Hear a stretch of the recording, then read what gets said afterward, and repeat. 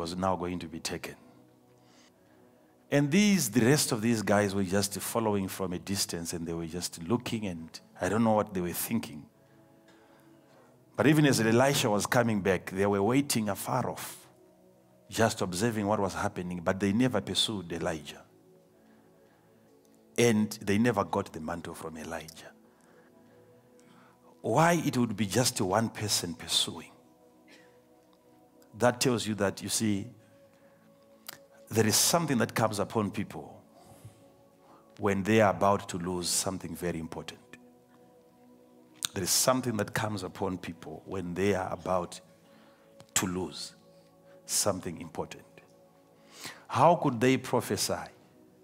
How could they know and then still not pursue after the grace that was upon this man? And only one man, and Elijah had to pass through all these colleges. He would enter into that school through one gate with only Elisha and come out through another exit, and there were still only two people, himself and Elisha. And yet the rest of the guys knew that he was about to be taken. So it's a problem. I don't know what made those guys to end up developing that level of maybe spiritual ignorance. I don't know. I don't know. Whether it was from the topics that they were taught, or maybe from the enrollment system, how they were selected. So even up to now, I'm wondering if we are to ever have the school of the prophets. I'm still wondering on the criteria. How do we select? How do we choose? Is it every leader who should attend the school of the prophets?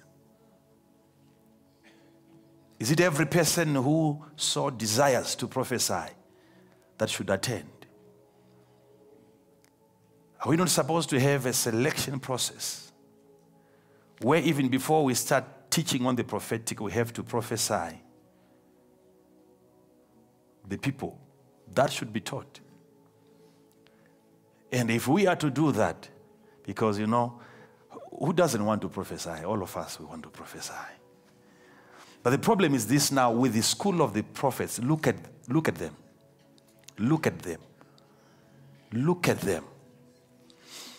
They were introduced to one level of hearing God through the ministration of the teaching that they were getting on how to prophesy, but they never pursued after the mantle. They never.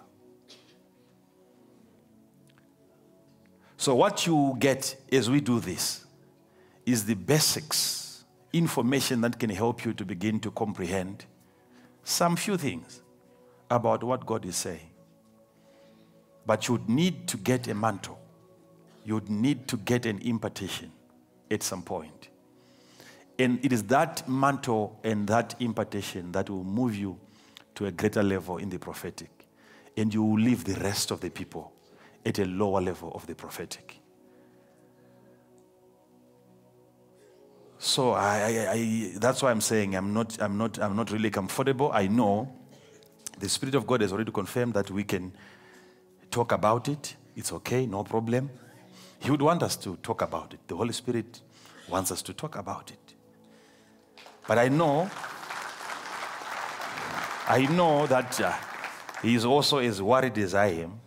He is very concerned, as I am concerned as well, because it's a very complicated topic, very complicated. We can attend conferences that we call prophetic conferences, even prophetic seminars, and yet we don't even talk about the prophetic there. And it's intentional. Go everywhere. If they advertise there's going to be a prophetic what, a prophetic that, go. The best they can do there is to prophesy to you, never to teach you on how to do it yourself. It doesn't happen. It will never happen. It will never happen. So an attempt to do that, it calls for greater guts, spiritual guts. You need to know what you are doing. It might be the right thing to do, but doing it to the wrong people. So I'm still praying about it, but let's see what we can do. I'm still praying. Because I didn't want to end up giving you some little stuff that might not even work for you, and then you'll be wondering, we have implemented everything that he said, and it's not working. And I will know why it is not working, because I know that I didn't give you everything. So I don't know how you can help me. I don't know how you can help me to really bring it out the way it is. I don't know. I don't know.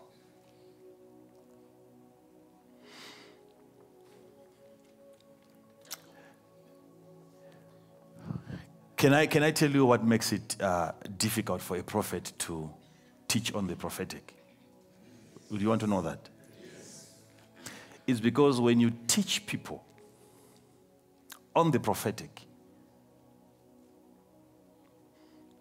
for them to understand what you're saying, you really, really, really have to simplify it. And by simplifying the prophetic, certain individuals will end up undermining the prophetic, thinking that it's simple.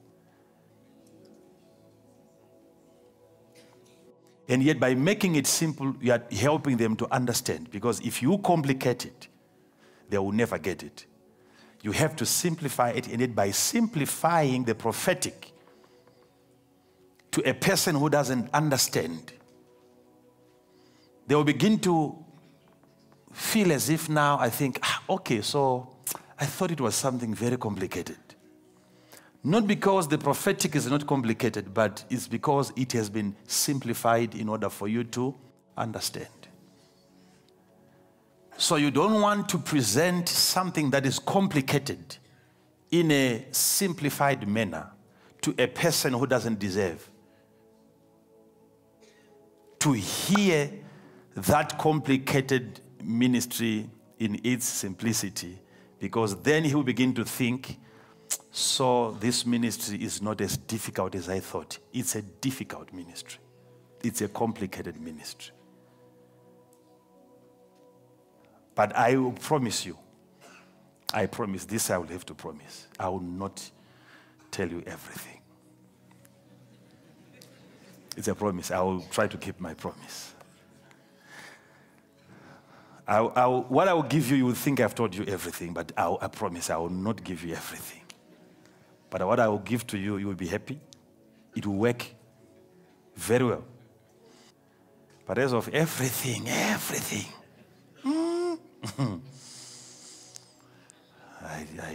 we'll see. We'll see. I'll be looking at you.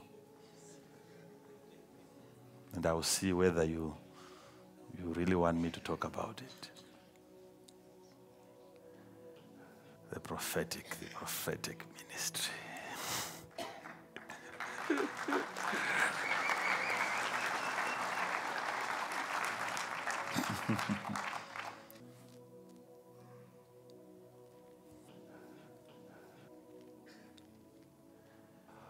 Why we need to have the grace for the prophetic. It is because God, we are dealing with a God that speaks.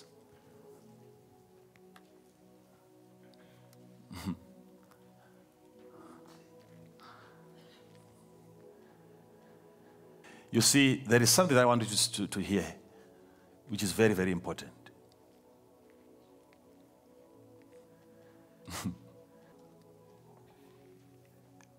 You have to know the nature of God. Especially if you are serving God, you have to know the God that you are serving. You have to know what He is capable of doing. Which means you have to know that the God that you're serving, He is a doing God. He is a God who does things. He has an ability to do. He is a God who does things. He is the creator. From the book of Genesis chapter 1, He created. He is a doing God. So when you are serving such a God, you have to keep on appreciating that you are serving an action-packed God. He's a God of action. He's a doing God. So when you are dealing with a God that is doing, then there is a need for you to be observant.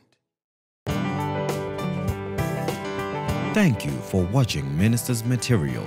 Join us again next time for yet another inspirational teaching from Prophet Emmanuel Makandiwa.